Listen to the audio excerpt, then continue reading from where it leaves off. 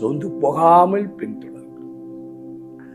லூக்கா எழுதிய சுவிசேஷம் 18ஆம் அதிகாரம் 5ஆம் வசனத்தை பாருங்க. 1ஆம் வசனத்தில் இயேசு கிறிஸ்து சொல்லுவார், சோர்ந்து போகாமல் ஜெபம் பண்ணுங்கள் என்று. அதுக்கு உதாரணமாக ஒரு கணவன் இல்லாத ஒரு பெண்மணியை குறித்து அவர் சாட்சி சொல்கிறார். அவள் தன் நியாயத்துக்காக ஒரு மனிதனை தேர்ந்தெடுக்கிறார்.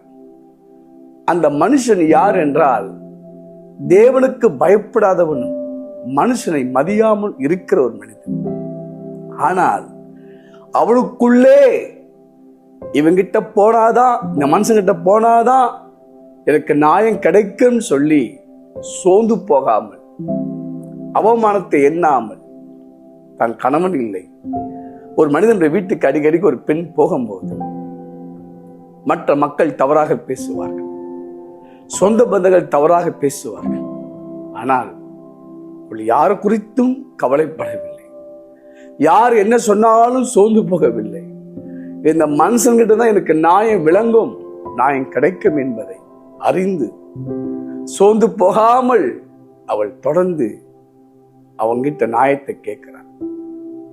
அவனே சொல்லுகிறான், நான் கடவுளுக்கு பயப்படாதவனும் மனசனை மதிக்காம என்னை நோக்கி நியாயத்தை கேட்ட வந்த என்னை அழைத்திக் கொண்டே இருந்தாள் என்று லூக்கா 18:5 தொடர்ந்து வாசித்திருப்பார்.